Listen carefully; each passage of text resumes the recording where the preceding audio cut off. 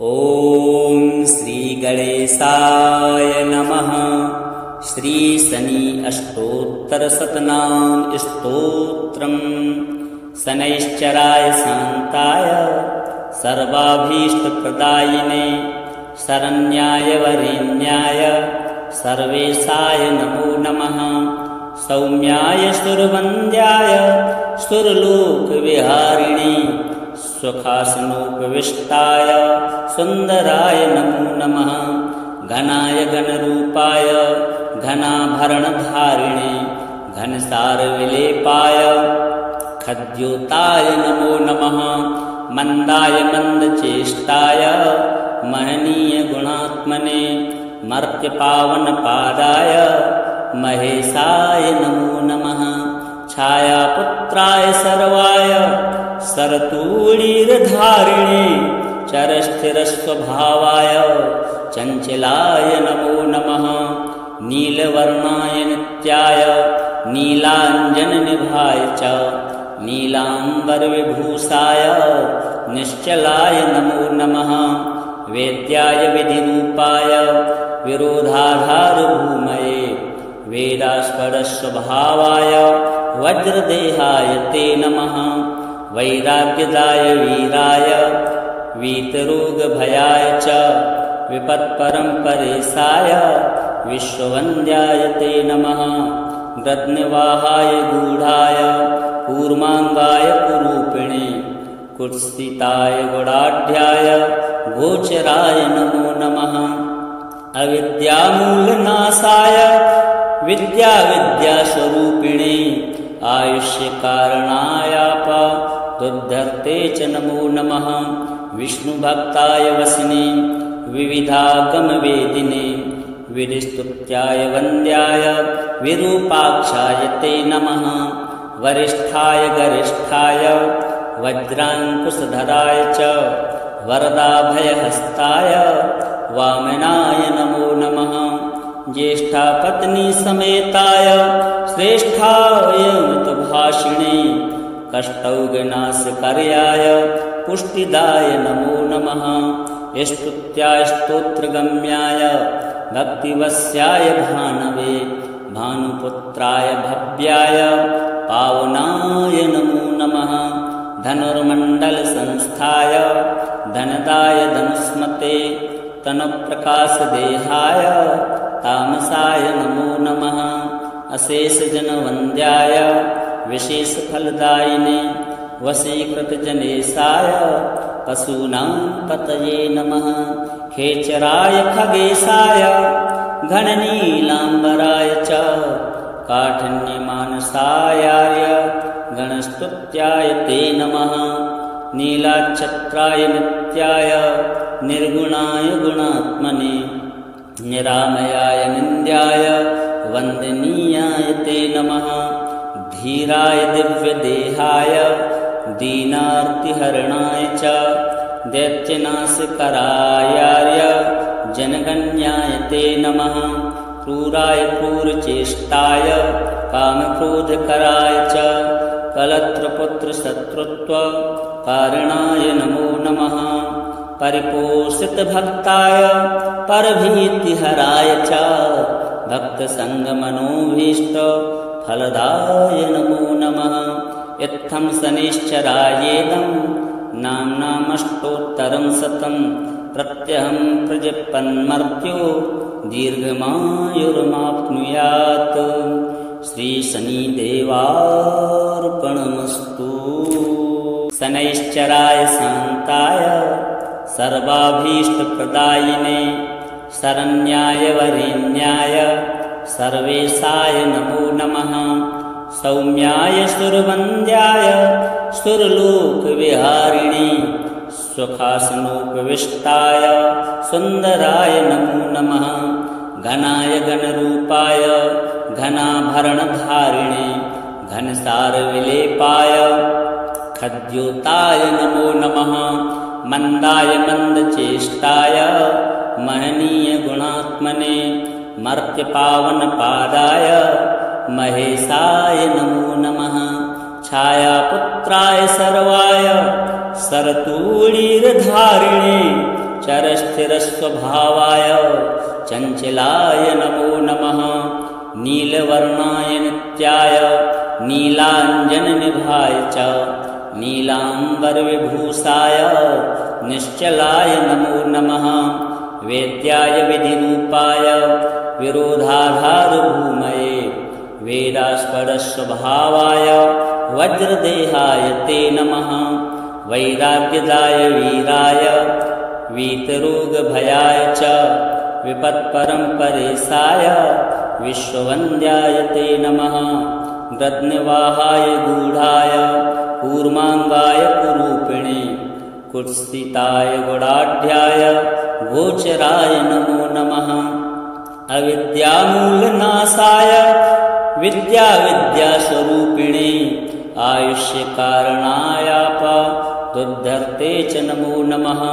विष्णुभक्ताय वसिने विविधागमवेदिने विधिस्तुत्याय वन्द्याय विरूपाक्षाय ते नमः। वरिष्ठाय गरिष्ठाय वज्राङ्कुशधराय च वरदाभयहस्ताय वामनाय नमो नमः।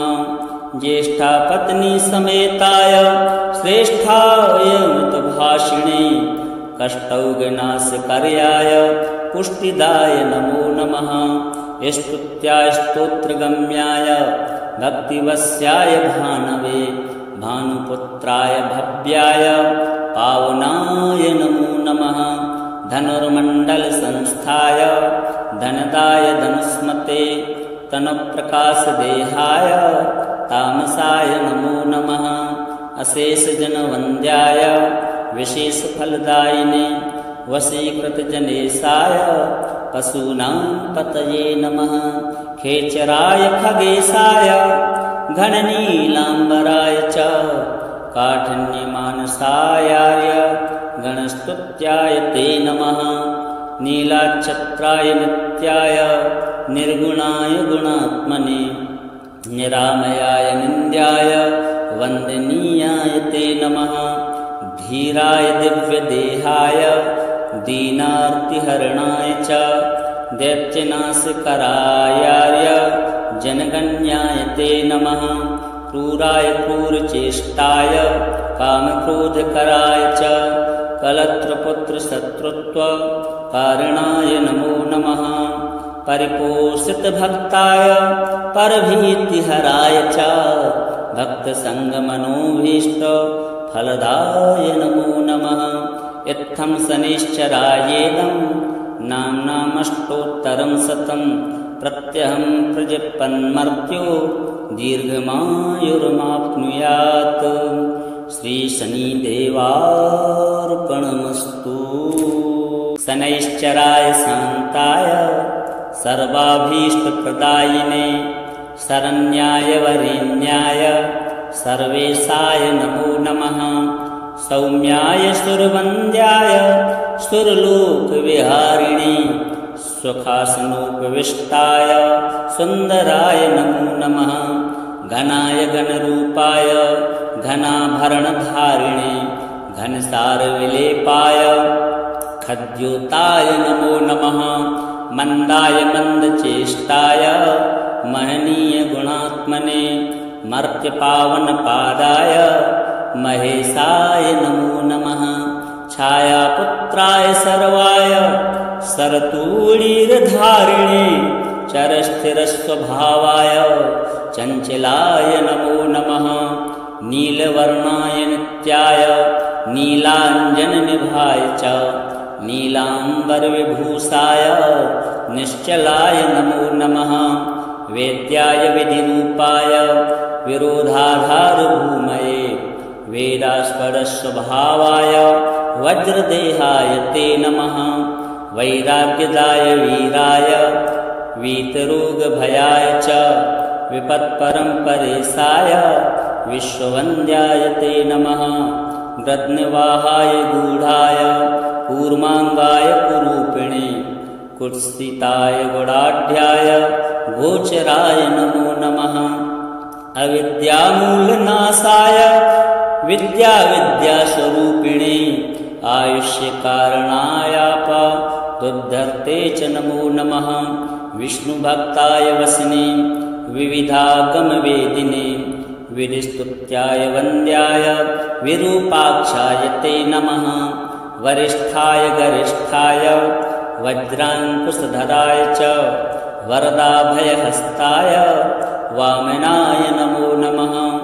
ज्येष्ठापत्नी समेताय श्रेष्ठाय मृतभाषिणे कष्टौघनाशकर्याय पुष्टिदाय नमो नमः।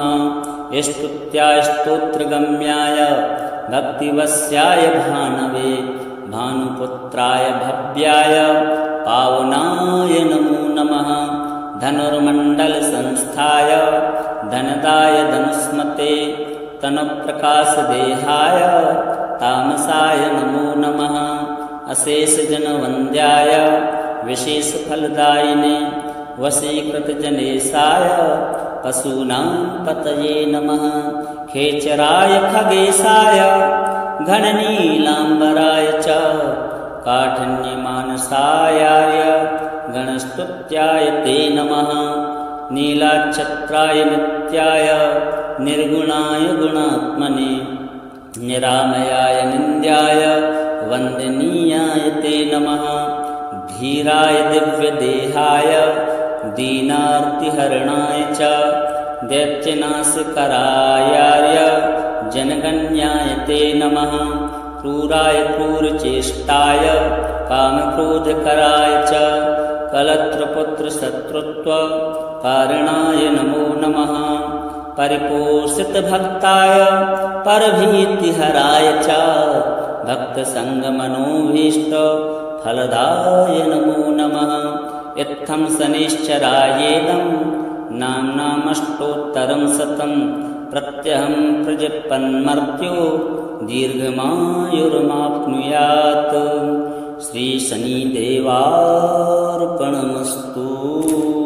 शनैश्चराय शान्ताय सर्वाभीष्टप्रदायिने शरण्याय वरेण्याय सर्वेशाय नमो नमः। सौम्याय सुरवन्द्याय सुरलोकविहारिणे सुखासनोपविष्टाय सुन्दराय नमो नमः। घनाय घनरूपाय घनाभरणधारिणे घनसारविलेपाय खद्योताय नमो नमः।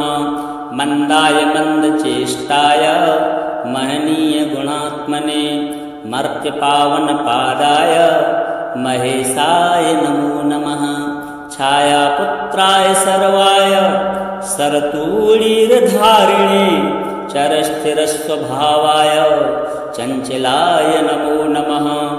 नीलवर्णाय नित्याय नीलाञ्जननिभाय च नीलाम्बरविभूषाय निश्चलाय नमो नमः। वेद्याय विधिरूपाय विरोधाधारभूमये वेदास्पदस्वभावाय वज्रदेहाय ते नमः।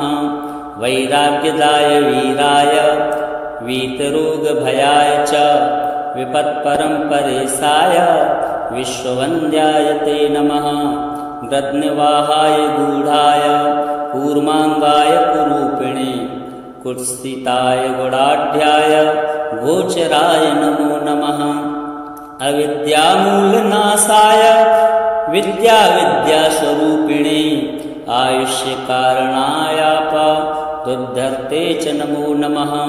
विष्णुभक्ताय वसने विविधागमवेदिने विधिस्तुत्याय वन्द्याय विरूपाक्षाय ते नमः। वरिष्ठाय गरिष्ठाय वज्राङ्कुशधराय च वरदाभयहस्ताय वामनाय नमो नमः। ज्येष्ठापत्नी समेताय श्रेष्ठाय मृतभाषिणे कष्टौघनाशकर्याय पुष्टिदाय नमो नमः। स्तुत्याय स्तोत्रगम्याय भक्तिवस्याय भानवे भानुपुत्राय भव्याय पावनाय नमो नमः। धनुर्मण्डलसंस्थाय धनदाय धनुष्मते तनुप्रकाशदेहाय तामसाय नमो नमः। अशेषजनवन्द्याय विशेषफलदायिने वशीकृतजनेशाय पशूनां पतये नमः। खेचराय खगेशाय घननीलाम्बराय च काठिन्यमानसायार्य गणस्तुत्याय ते नमः। नीलाच्छत्राय नित्याय निर्गुणाय गुणात्मने निरामयाय निन्द्याय वन्दनीयाय ते नमः। धीराय दिव्यदेहाय दीनार्तिहरणाय च दैत्यनाशकरायार्य जनगण्याय ते नमः।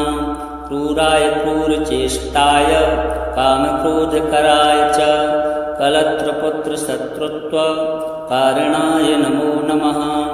परिपोषितभक्ताय परभीतिहराय च भक्तसङ्गमनोभीष्टफलदाय नमो नमः। इत्थं शनिश्चरायेदं नाम्नामष्टोत्तरं शतं प्रत्यहं प्रजपन्मर्त्यो दीर्घमायुर्माप्नुयात्। श्रीशनिदेवार्पणमस्तु। शनैश्चराय शान्ताय सर्वाभीष्टप्रदायिने शरण्याय वरेण्याय सर्वेशाय नमो नमः। सौम्याय सुरवन्द्याय सुरलोकविहारिणे सुखासनोपविष्टाय सुन्दराय नमो नमः। घनाय घनरूपाय घनाभरणधारिणे घनसारविलेपाय खद्योताय नमो नमः। मन्दाय मन्दचेष्टाय महनीय गुणात्मने मर्त्यपावनपादाय महेशाय नमो नमः। छायापुत्राय सर्वाय सरतूणीरधारिणे चरस्थिरस्वभावाय चञ्चलाय नमो नमः। नीलवर्णाय नित्याय नीलाञ्जननिभाय च नीलाम्बरविभूषाय निश्चलाय नमो नमः। वेद्याय विधिरूपाय विरोधाधारभूमये वेदास्पदस्वभावाय वज्रदेहाय ते नमः। वैराग्यदाय वीराय वीतरोगभयाय च विपत्परम्परेशाय विश्ववन्द्याय ते नमः। गृध्निवाहाय गूढाय कूर्माङ्गाय कुरूपिणे कुत्सिताय गुडाढ्याय गोचराय नमो नमः। अविद्यामूलनाशाय विद्यास्वरूपिणे आयुष्यकारणायापदुद्धर्ते च नमो नमः। विष्णुभक्ताय वसने विविधागमवेदिने विधिस्तुत्याय वन्द्याय विरूपाक्षाय ते नमः। वरिष्ठाय गरिष्ठाय वज्राङ्कुशधराय च वरदाभयहस्ताय वामनाय नमो नमः। ज्येष्ठापत्नी समेताय श्रेष्ठाय मृतभाषिणे कष्टौघनाशकर्याय पुष्टिदाय नमो नमः। स्तुत्याय स्तोत्रगम्याय भक्तिवस्याय भानवे भानुपुत्राय भव्याय पावनाय नमो नमः। धनुर्मण्डलसंस्थाय धनदाय धनुष्मते तनुप्रकाशदेहाय तामसाय नमो नमः। अशेषजनवन्द्याय विशेषफलदायिने वशीकृतजनेशाय पशूनां पतये नमः। खेचराय खगेशाय घननीलाम्बराय च काठिन्यमानसायार्य गणस्तुत्याय ते नमः। नीलाच्छत्राय नित्याय निर्गुणाय गुणात्मने निरामयाय निन्द्याय वन्दनीयाय ते नमः। धीराय दिव्यदेहाय दीनार्तिहरणाय च दैत्यनाशकरायार्य जनगण्याय ते नमः। क्रूराय क्रूरचेष्टाय कामक्रोधकराय च कलत्रपुत्रशत्रुत्वकारणाय नमो नमः। परिपोषितभक्ताय परभीतिहराय च भक्तसङ्गमनोभीष्टफलदाय फलदाय नमो नमः। इत्थं शनैश्चरायेदं नाम्नामष्टोत्तरं शतं प्रत्यहं प्रजपन्मर्त्यो दीर्घमायुर्माप्नुयात्। श्रीशनिदेवार्पणमस्तु। शनैश्चराय शान्ताय सर्वाभीष्टप्रदायिने शरण्याय वरेण्याय सर्वेशाय नमो नमः। सौम्याय सुरवन्द्याय सुरलोकविहारिणे सुखासनोपविष्टाय सुन्दराय नमो नमः। घनाय घनरूपाय घनाभरणधारिणे घनसारविलेपाय खद्योताय नमो नमः। मन्दाय मन्दचेष्टाय महनीयगुणात्मने मर्त्यपावनपादाय महेशाय नमो नमः। छायापुत्राय सर्वाय सरतूळीरधारिणे चरस्थिरस्वभावाय चञ्चलाय नमो नमः। नीलवर्णाय नित्याय नीलाञ्जननिभाय च नीलाम्बरविभूषाय निश्चलाय नमो नमः। वेद्याय विधिरूपाय विरोधाधारभूमये वेदास्पदस्वभावाय वज्रदेहाय ते नमः। वैराग्यदाय वीराय वीतरोगभयाय च विपत्परम्परेशाय विश्ववन्द्याय ते नमः। गद्निवाहाय गूढाय कूर्माङ्गाय कुरूपिणे कुत्सिताय गुडाढ्याय गोचराय नमो नमः। अविद्यामूलनाशाय विद्यास्वरूपिणे आयुष्यकारणायापदुद्धर्ते च नमो नमः। विष्णुभक्ताय वसने विविधागमवेदिने विधिस्तुत्याय वन्द्याय विरूपाक्षाय ते नमः। वरिष्ठाय गरिष्ठाय वज्राङ्कुशधराय च वरदाभयहस्ताय वामनाय नमो नमः। ज्येष्ठापत्नी समेताय श्रेष्ठाय मृतभाषिणे कष्टौघनाशकर्याय पुष्टिदाय नमो नमः। स्तुत्याय स्तोत्रगम्याय भक्तिवस्याय भानवे भानुपुत्राय भव्याय पावनाय नमो नमः। धनुर्मण्डलसंस्थाय धनदाय धनुष्मते तनुप्रकाशदेहाय तामसाय नमो नमः। अशेषजनवन्द्याय विशेषफलदायिने वशीकृतजनेशाय पशूनां पतये नमः। खेचराय खगेशाय घननीलाम्बराय च काठिन्यमानसायाय गणस्तुत्याय ते नमः। नीलाच्छत्राय नित्याय निर्गुणाय गुणात्मने निरामयाय निन्द्याय वन्दनीयाय ते नमः। धीराय दिव्यदेहाय दीनार्तिहरणाय च दैत्यनाशकरायार्य जनगण्याय ते नमः। क्रूराय क्रूरचेष्टाय कामक्रोधकराय च कलत्रपुत्रशत्रुत्वकारणाय नमो नमः। परिपोषितभक्ताय परभीतिहराय च भक्तसङ्गमनोभीष्टफलदाय नमो नमः। इत्थं शनैश्चरायेदं नाम्नामष्टोत्तरं शतं प्रत्यहं प्रजपन्मर्त्यो दीर्घमायुर्माप्नुयात्। श्रीशनिदेवार्पणमस्तु। शनैश्चराय शान्ताय सर्वाभीष्टप्रदायिने शरण्याय वरेण्याय सर्वेशाय नमो नमः। सौम्याय सुरवन्द्याय सुरलोकविहारिणे सुखासनोपविष्टाय सुन्दराय नमो नमः। घनाय घनरूपाय घनाभरणधारिणे घनसारविलेपाय खद्योताय नमो नमः। मन्दाय मन्दचेष्टाय महनीयगुणात्मने मर्त्यपावनपादाय महेशाय नमो नमः। छायापुत्राय सर्वाय सरतूलीर्धारिणे चरस्थिरस्वभावाय चञ्चलाय नमो नमः।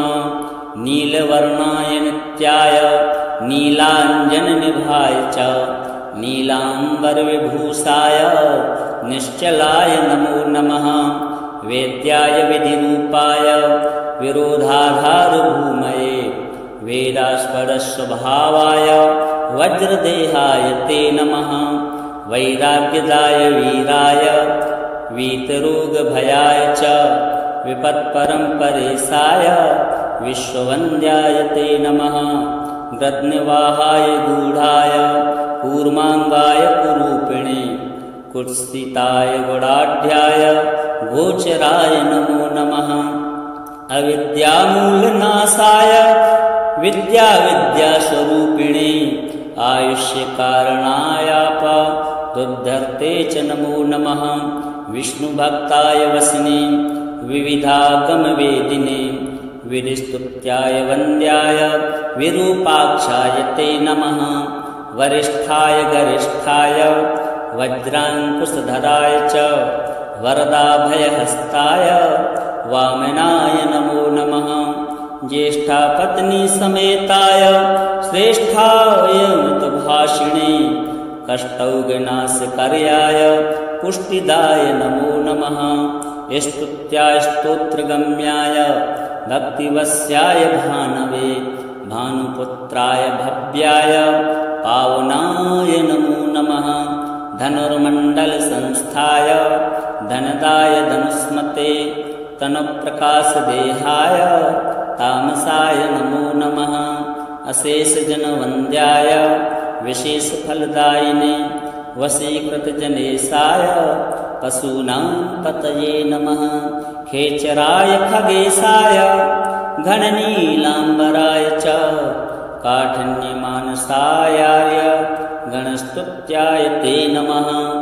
नीलाक्षत्राय नित्याय निर्गुणाय गुणात्मने निरामयाय निन्द्याय वन्दनीयाय ते नमः।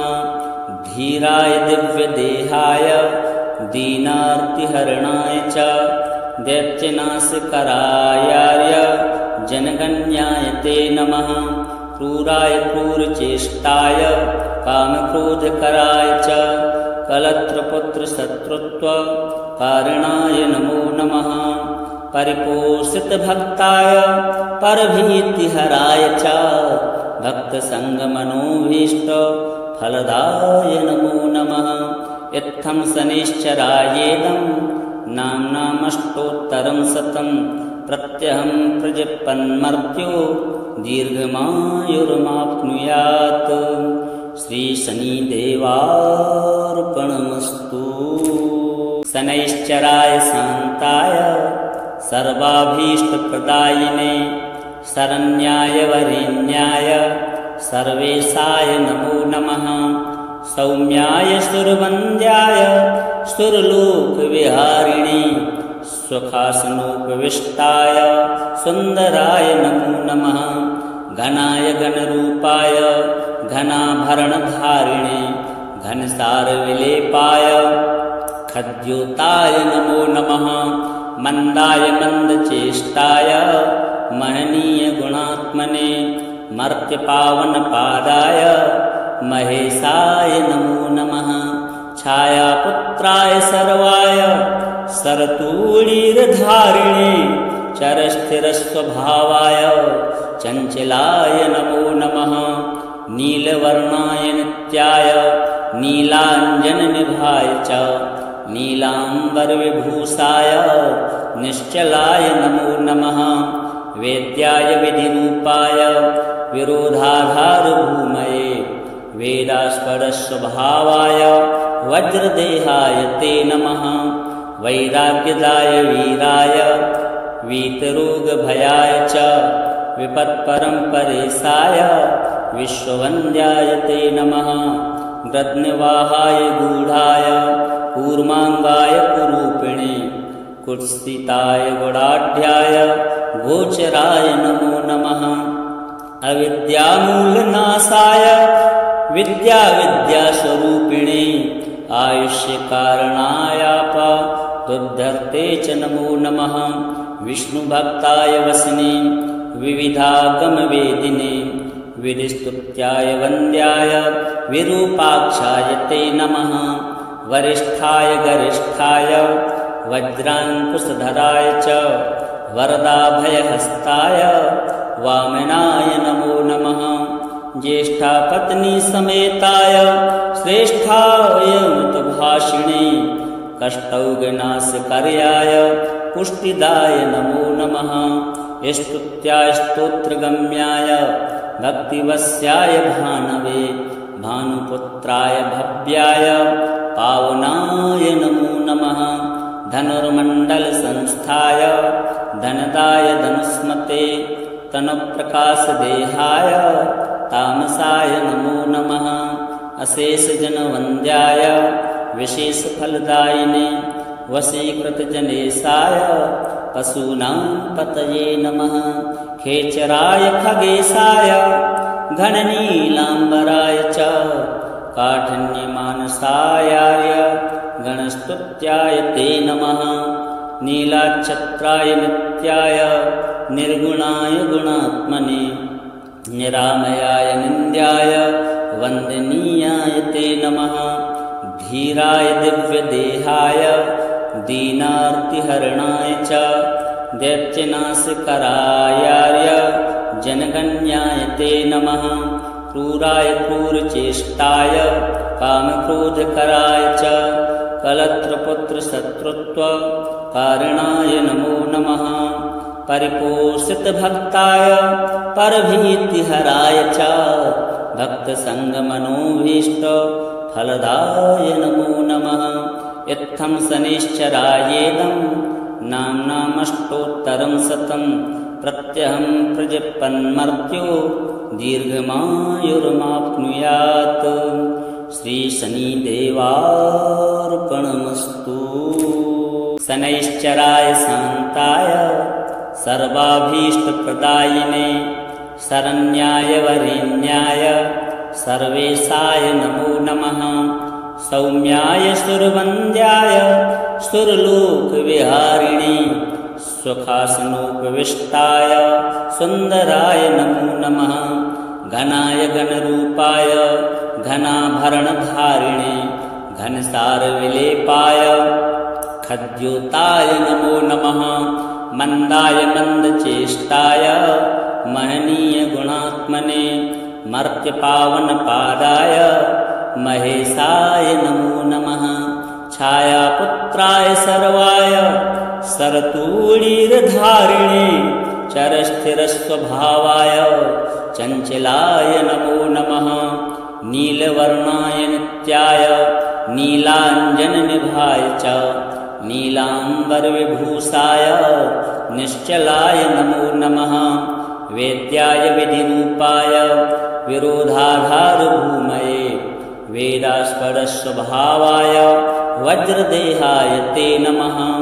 वैराग्यदाय वीराय वीतरोगभयाय च विपत्परम्परेशाय विश्ववन्द्याय ते नमः। गद्निवाहाय गूढाय कूर्माङ्गाय कुरूपिणे कुत्सिताय गुडाढ्याय गोचराय नमो नमः।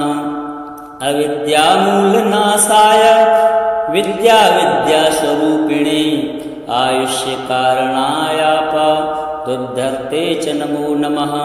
विष्णुभक्ताय वसने विविधागमवेदिने विधिस्तुत्याय वन्द्याय विरूपाक्षाय ते नमः। वरिष्ठाय गरिष्ठाय वज्राङ्कुशधराय च वरदाभयहस्ताय वामनाय नमो नमः। ज्येष्ठापत्नी समेताय श्रेष्ठाय मृतभाषिणे कष्टौघनाशकर्याय पुष्टिदाय नमो नमः। स्तुत्याय स्तोत्रगम्याय भक्तिवस्याय भानवे भानुपुत्राय भव्याय पावनाय नमो नमः। धनुर्मण्डलसंस्थाय धनदाय धनुष्मते तनुप्रकाशदेहाय तामसाय नमो नमः। अशेषजनवन्द्याय विशेषफलदायिने वशीकृतजनेशाय पशूनां पतये नमः। खेचराय खगेशाय घननीलाम्बराय च काठिन्यमानसायाय गणस्तुत्याय ते नमः। नीलाच्छत्राय नित्याय निर्गुणाय गुणात्मने निरामयाय निन्द्याय वन्दनीयाय ते नमः। धीराय दिव्यदेहाय दीनार्तिहरणाय च दैत्यनाशकरायाय जनगण्याय ते नमः। क्रूराय क्रूरचेष्टाय कामक्रोधकराय च कलत्रपुत्रशत्रुत्वकारणाय नमो नमः। परिपोषितभक्ताय परभीतिहराय च भक्तसङ्गमनोभीष्टफलदाय नमो नमः। इत्थं शनिश्चरायेदं नाम्नामष्टोत्तरं शतं प्रत्यहं प्रजपन्मर्त्यो दीर्घमायुर्माप्नुयात्। श्रीशनिदेवार्पणमस्तु। शनैश्चराय शान्ताय सर्वाभीष्टप्रदायिने शरण्याय वरेण्याय सर्वेशाय नमो नमः। सौम्याय सुरवन्द्याय सुरलोकविहारिणे सुखासनोपविष्टाय सुन्दराय नमो नमः। घनाय घनरूपाय घनाभरणधारिणे घनसारविलेपाय खद्योताय नमो नमः। मन्दाय मन्दचेष्टाय महनीयगुणात्मने मर्त्यपावनपादाय महेशाय नमो नमः। छायापुत्राय सर्वाय सरतूणीरधारिणे चरस्थिरस्वभावाय चञ्चलाय नमो नमः। नीलवर्णाय नित्याय नीलाञ्जननिभाय च नीलाम्बरविभूषाय निश्चलाय नमो नमः। वेद्याय विधिरूपाय विरोधाधारभूमये वेदास्पदस्वभावाय वज्रदेहाय ते नमः। वैराग्यदाय वीराय वीतरोगभयाय च विपत्परम्परेशाय विश्ववन्द्याय ते नमः।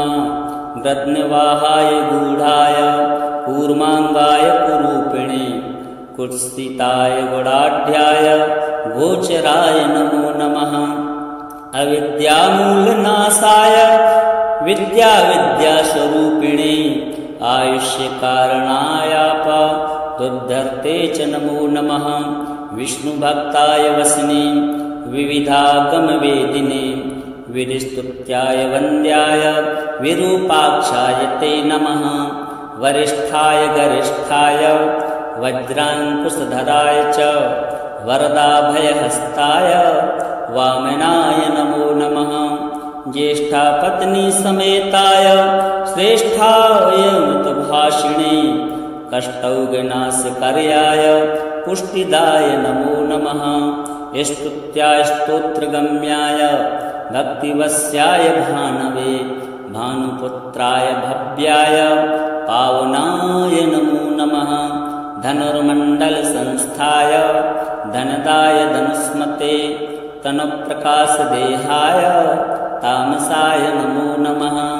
अशेषजनवन्द्याय विशेषफलदायिने वशीकृतजनेशाय पशूनां पतये नमः।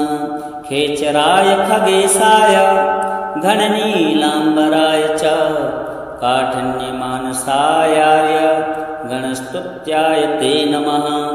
नीलाच्छत्राय नित्याय निर्गुणाय गुणात्मने निरामयाय निन्द्याय वन्दनीयाय ते नमः। धीराय दिव्यदेहाय दीनार्तिहरणाय च दैत्यनाशकरायाय जनगण्याय ते नमः। क्रूराय क्रूरचेष्टाय कामक्रोधकराय च कलत्रपुत्रशत्रुत्वकारणाय नमो नमः। परिपोषितभक्ताय परभीतिहराय च भक्तसङ्गमनोभीष्टफलदाय नमो नमः। इत्थं शनैश्चरायेदं नाम्नामष्टोत्तरं शतं प्रत्यहं प्रजपन्मर्त्यो दीर्घमायुर्माप्नुयात्। श्रीशनिदेवार्पणमस्तु। शनैश्चराय शान्ताय सर्वाभीष्टप्रदायिने शरण्याय वरेण्याय सर्वेशाय नमो नमः। सौम्याय सुरवन्द्याय सुरलोकविहारिणे सुखासनोपविष्टाय सुन्दराय नमो नमः। घनाय घनरूपाय घनाभरणधारिणे घनसारविलेपाय खद्योताय नमो नमः। मन्दाय मन्दचेष्टाय महनीय गुणात्मने मर्त्यपावनपादाय महेशाय नमो नमः। छायापुत्राय सर्वाय सरतूणीरधारिणे चरस्थिरस्वभावाय चञ्चलाय नमो नमः। नीलवर्णाय नित्याय नीलाञ्जननिभाय च नीलाम्बरविभूषाय निश्चलाय नमो नमः। वेद्याय विधिरूपाय विरोधाधारभूमये वेदास्पदस्वभावाय वज्रदेहाय ते नमः। वैराग्यदाय वीराय वीतरोगभयाय च विपत्परम्परेशाय विश्ववन्द्याय ते नमः। गद्निवाहाय गूढाय कूर्माङ्गाय कुरूपिणे कुत्सिताय गुडाढ्याय गोचराय नमो नमः। अविद्यामूलनाशाय विद्यास्वरूपिणे आयुष्यकारणायापदुद्धर्ते च नमो नमः। विष्णुभक्ताय वसिने विविधागमवेदिने विधिस्तुत्याय वन्द्याय विरूपाक्षाय ते नमः। वरिष्ठाय गरिष्ठाय वज्राङ्कुशधराय च वरदाभयहस्ताय वामनाय नमो नमः। ज्येष्ठापत्नी समेताय श्रेष्ठाय मितभाषिणे कष्टौघनाशकर्याय पुष्टिदाय नमो नमः। स्तुत्याय स्तोत्रगम्याय भक्तिवस्याय भानवे भानुपुत्राय भव्याय पावनाय नमो नमः। धनुर्मण्डलसंस्थाय धनदाय धनुष्मते तनुप्रकाशदेहाय तामसाय नमो नमः। अशेषजनवन्द्याय विशेषफलदायिने वशीकृतजनेशाय पशूनां पतये नमः। खेचराय खगेशाय घननीलाम्बराय च काठिन्यमानसायाय गणस्तुत्याय ते नमः। नीलाच्छत्राय नित्याय निर्गुणाय गुणात्मने निरामयाय निन्द्याय वन्दनीयाय ते नमः। धीराय दिव्यदेहाय दीनार्तिहरणाय च दैत्यनाशकरायाय जनगण्याय ते नमः। क्रूराय क्रूरचेष्टाय कामक्रोधकराय च कलत्रपुत्रशत्रुत्वकारणाय नमो नमः। परिपोषितभक्ताय परभीतिहराय च भक्तसङ्गमनोभीष्टफलदाय नमो नमः। इत्थं शनैश्चरायेदं नाम्नामष्टोत्तरं शतं प्रत्यहं प्रजपन्मर्त्यो दीर्घमायुर्माप्नुयात्। श्रीशनिदेवार्पणमस्तु। शनैश्चराय शान्ताय सर्वाभीष्टप्रदायिने शरण्याय वरेण्याय सर्वेशाय नमो नमः। सौम्याय सुरवन्द्याय सुरलोकविहारिणे सुखासनोपविष्टाय सुन्दराय नमो नमः। घनाय घनरूपाय घनाभरणधारिणे घनसारविलेपाय खद्योताय नमो नमः। मन्दाय मन्दचेष्टाय महनीय गुणात्मने मर्त्यपावनपादाय महेशाय नमो नमः। छायापुत्राय सर्वाय सरतूलीरधारिणे चरस्थिरस्वभावाय चञ्चलाय नमो नमः। नीलवर्णाय नित्याय नीलाञ्जननिभाय च नीलाम्बरविभूषाय निश्चलाय नमो नमः। वेद्याय विधिरूपाय विरोधाधारभूमये वेदास्पदस्वभावाय वज्रदेहाय ते नमः। वैराग्यदाय वीराय वीतरोगभयाय च विपत्परम्परेशाय विश्ववन्द्याय ते नमः। गृध्निवाहाय गूढाय कूर्माङ्गाय कुरूपिणे कुत्सिताय गुडाढ्याय गोचराय नमो नमः। अविद्यामूलनाशाय विद्यास्वरूपिणे आयुष्यकारणायापदुद्धर्ते च नमो नमः। विष्णुभक्ताय वसने विविधागमवेदिने विधिस्तुत्याय वन्द्याय विरूपाक्षाय ते नमः। वरिष्ठाय गरिष्ठाय वज्राङ्कुशधराय च वरदाभयहस्ताय वामनाय नमो नमः। ज्येष्ठापत्नी समेताय श्रेष्ठाय मृतभाषिणे कष्टौघनाशकर्याय पुष्टिदाय नमो नमः।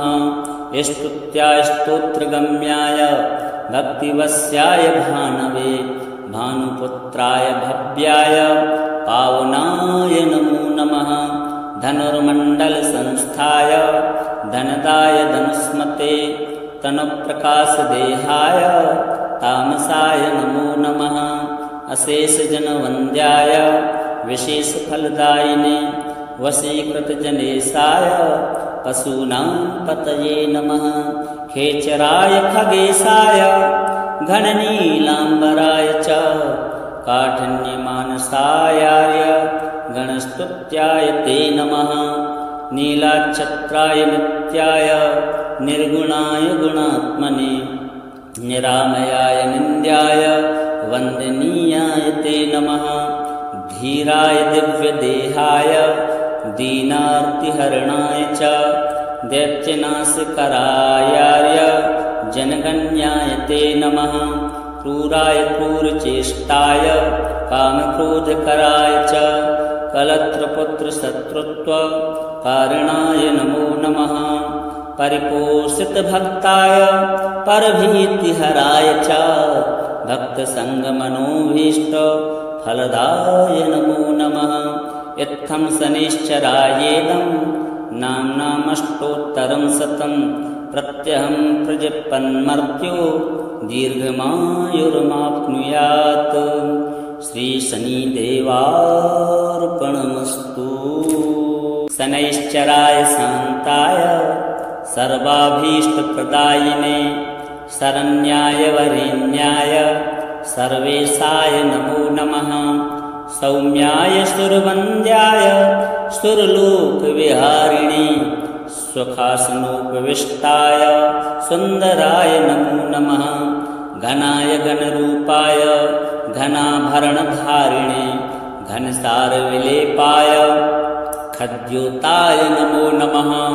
मन्दाय मन्दचेष्टाय महनीय गुणात्मने मर्त्यपावनपादाय महेशाय नमो नमः। छायापुत्राय सर्वाय सरतूलीरधारिणे चरस्थिरस्वभावाय चञ्चलाय नमो नमः। नीलवर्णाय नित्याय नीलाञ्जननिभाय च नीलाम्बरविभूषाय निश्चलाय नमो नमः। वेद्याय विधिरूपाय विरोधाधारभूमये वेदास्पदस्वभावाय वज्रदेहाय ते नमः। वैराग्यदाय वीराय वीतरोगभयाय च विपत्परम्परेशाय विश्ववन्द्याय ते नमः। गृध्निवाहाय गूढाय कूर्माङ्गाय कुरूपिणे कुत्सिताय गुणाढ्याय गोचराय नमो नमः। अविद्यामूलनाशाय विद्याविद्यास्वरूपिणे आयुष्यकारणायापदुद्धर्ते च नमो नमः। विष्णुभक्ताय वसने विविधागमवेदिने विधिस्तुत्याय वन्द्याय विरूपाक्षाय ते नमः। वरिष्ठाय गरिष्ठाय वज्राङ्कुशधराय च वरदाभयहस्ताय वामनाय नमो नमः। ज्येष्ठापत्नी समेताय श्रेष्ठाय मृतभाषिणे कष्टौघनाशकर्याय पुष्टिदाय नमो नमः।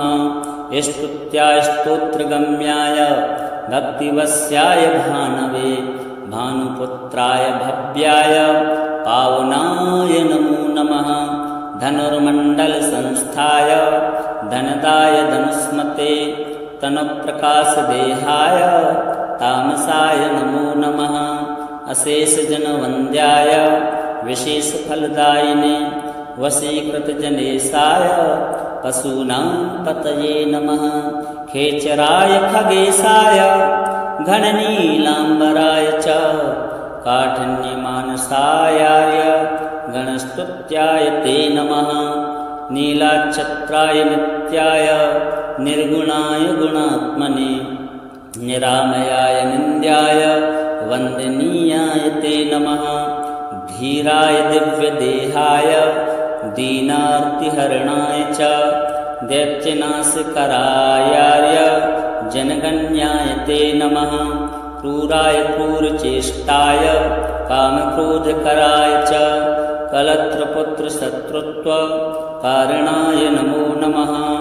परिपोषितभक्ताय परभीतिहराय च भक्तसङ्गमनोभीष्टफलदाय नमो नमः। इत्थं शनिश्चरायेदं नाम्नामष्टोत्तरं शतं प्रत्यहं प्रजपन्मर्त्यो दीर्घमायुर्माप्नुयात्। श्रीशनिदेवार्पणमस्तु।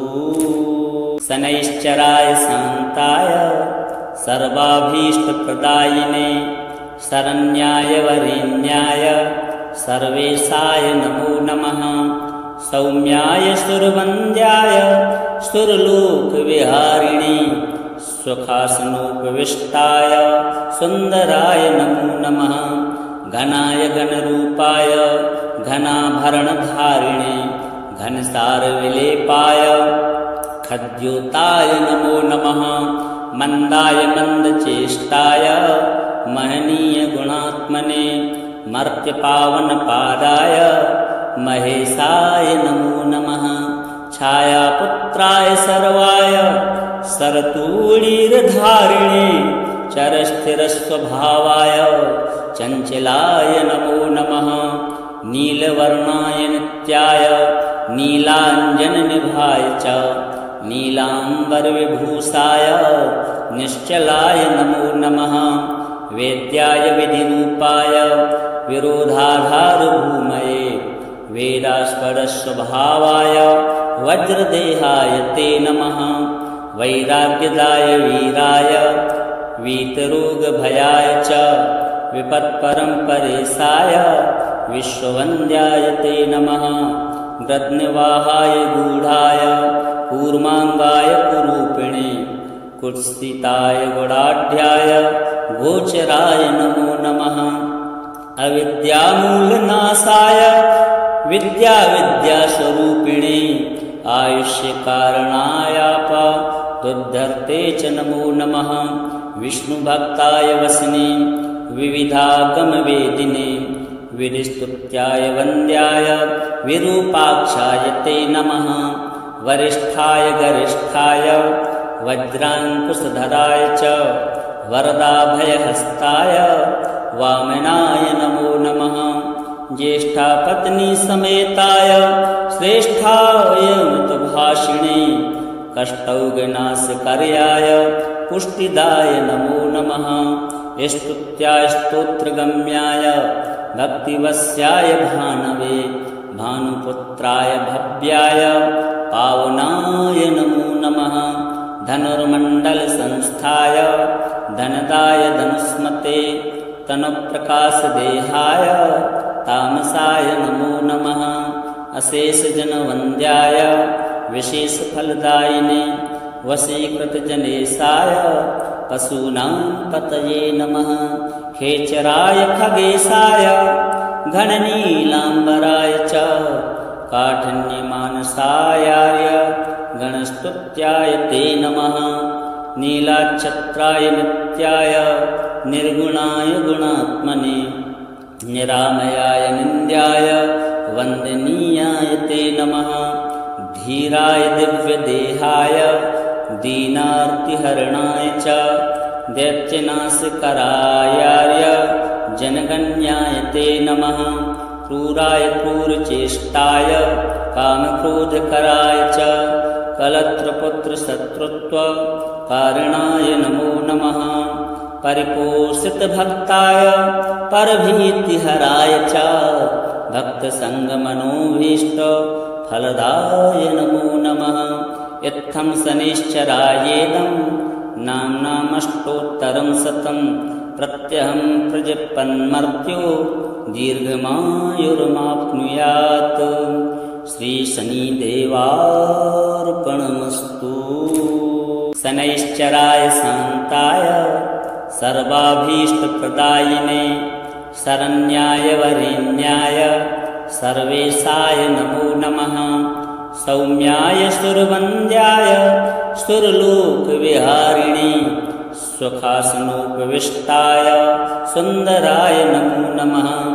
घनाय घनरूपाय घनाभरणधारिणे घनसारविलेपाय खद्योताय नमो नमः। मन्दाय मन्दचेष्टाय महनीयगुणात्मने मर्त्यपावनपादाय महेशाय नमो नमः। छायापुत्राय सर्वाय सरतूणीरधारिणे चरस्थिरस्वभावाय चञ्चलाय नमो नमः। नीलवर्णाय नित्याय नीलाञ्जननिभाय च नीलाम्बरविभूषाय निश्चलाय नमो नमः। वेद्याय विधिरूपाय विरोधाधारभूमये वेदास्पदस्वभावाय वज्रदेहाय ते नमः। वैराग्यदाय वीराय वीतरोगभयाय च विपत्परम्परेशाय विश्ववन्द्याय ते नमः। गृध्नवाहाय गूढाय कूर्माङ्गाय कुरूपिणे कुत्सिताय गुडाढ्याय गोचराय नमो नमः। अविद्यामूलनाशाय विद्यास्वरूपिणे आयुष्यकारणायापदुद्धर्ते च नमो नमः। विष्णुभक्ताय वसिने विविधागमवेदिने विधिस्तुत्याय वन्द्याय विरूपाक्षाय ते नमः।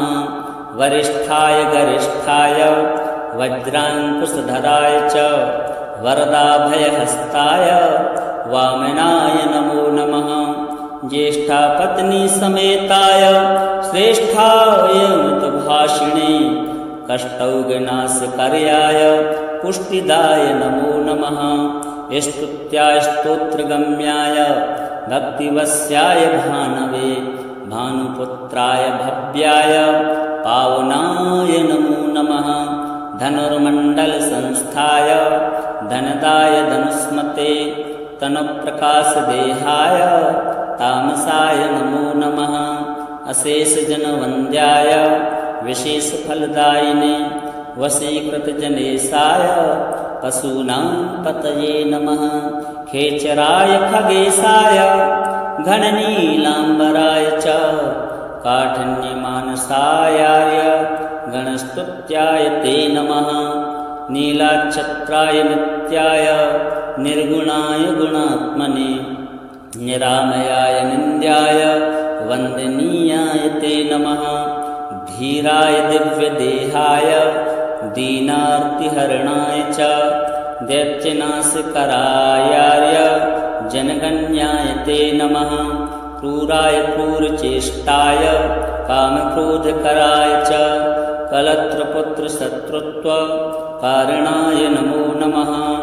परिपोषितभक्ताय परभीतिहराय च भक्तसङ्गमनोभीष्ट फलदाय नमो नमः। इत्थं शनिश्चरायेदं नाम्नामष्टोत्तरं शतं प्रत्यहं प्रजपन्मर्त्यो दीर्घमायुर्माप्नुयात्। श्रीशनिदेवार्पणम्।